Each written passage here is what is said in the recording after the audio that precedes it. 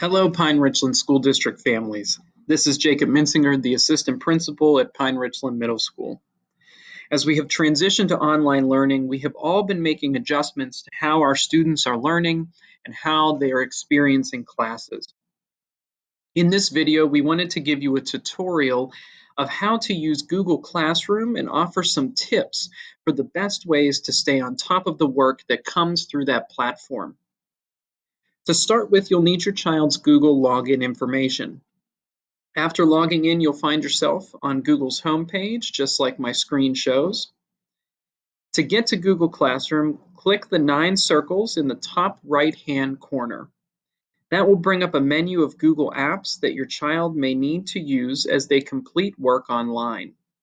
Click on the icon that says Classroom, and you'll be navigated to all of the classes that your child is enrolled in.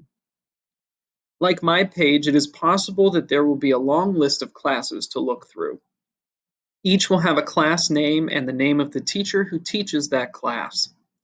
For example, the class I'm using in this video is called Language D, and it is taught by Allison Moore. This list is generated based on how recently your child was enrolled in the class. However, you can organize these classes in whatever order makes sense by clicking and holding down on the box for the class, and then dragging it around on the screen like I'm doing right now. One suggestion would be to move and organize these classes by class period throughout your child's day. That way, if you decide to simulate class periods at home, they can go in order based on the order that's on the page. To get to a specific classroom page, click on the title of the course. We will be using Mrs. Moore's Language D class as our example. After clicking on the course name, you'll be taken to what is called the Stream page. Think of this page like the stream on Facebook, Twitter, or any other social media account. It gives you the most recent assignments and information posted by the teacher at the top. And as you scroll down the page, you'll see assignments that have been posted previously. For example, you will see that I have an assignment called Day 5, Degrees of Meaning, that was posted today at 8:02 a.m. However, if I scroll down, I also have assignments posted from days before that, like March 27th, 26th, 25th, and 24th. I will want to start with those assignments first before completing the one that was posted today.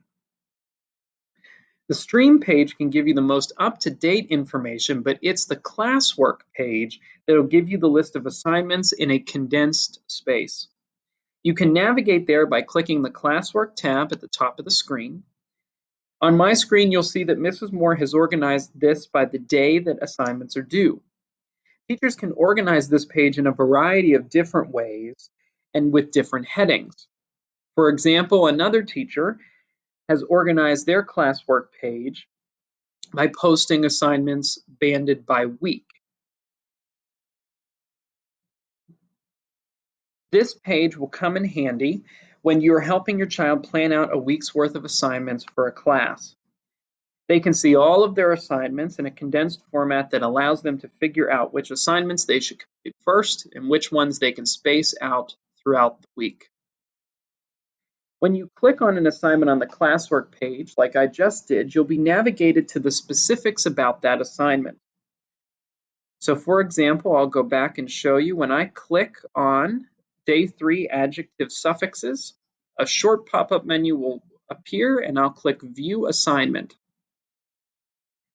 And I'm taken to that page, which will give me details about the assignment and the tools that I need to complete that assignment. For this assignment, Mrs. Moore has a few lines of directions and a video for the students to watch. And then on the right-hand side, there's a Google Doc with my name on it. To complete my work on this assignment, I simply click on the document and it opens in another window.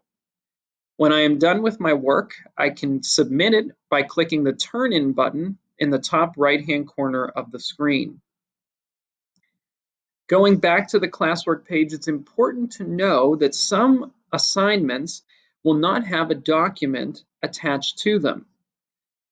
So for example, I'm going to click on the Day 4 Reading Log assignment, and you'll see that when it loads, there's a place for me to submit my work, but there's no document already created. If there is no document here, your child has the option to add their work by clicking the Add button. When you click the Add button, you'll see a menu of options to choose from.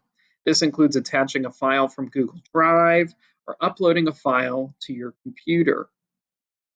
For example, you could take a picture of an assignment that you've been working on a hard copy or a hard piece of paper at home and upload a picture of that as long as it's saved on the computer. Simply click on the file icon and a menu like this will appear. You can search for that file from your device by clicking on this button and picking from the list that shows up, or you can simply drag the file to the box on the screen. One of the big questions that we are all trying to grapple with is how can I keep track of all my assignments that are on all of my different Google Classroom pages? One way to do that is with the calendar with due dates. You can find this by clicking on the 3 horizontal lines in the top left-hand corner of any Google Classroom page, and then click on Calendar. This will open up a week-long calendar of assignments that are posted for your child to do across all of his or her Google Classroom sites.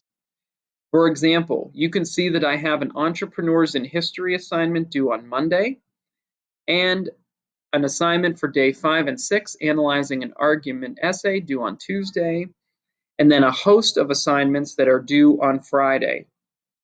Clicking on those assignments will navigate me to the assignment page. Another helpful classroom tool is the upcoming list. This list appears within each classroom page on the left-hand side of the stream screen. The upcoming box will allow you to see the most immediate assignments that are due. If you click on View All, it'll take you to a screen that has all of the assignments for that class along with their due dates and whether they have been assigned or if they are missing. This is a great way to see what your child needs to work on currently and if there are any assignments that they need to go back and complete. This concludes the overview of Google Classroom. But before I wrap up, I wanted to leave you with a few tips of things to consider as you navigate online learning with Google Classroom. The first is to check those upcoming assignments and your calendar for each class. Then make sure that you take 15 minutes at the beginning or end of each day to review the calendar with your child. And if you're confused about anything, whether it's assignments being due or if anything is properly turned in, please reach out to your teacher via email. And most importantly, make a plan. With all of the information in Google Classroom, develop a schedule for the week and prioritize which assignments should be done first and which ones can wait for a later day in the week. Thank you for taking a few minutes to learn about Google Classroom. Please know that any of your child's teachers are available to answer questions as we all adjust to online learning.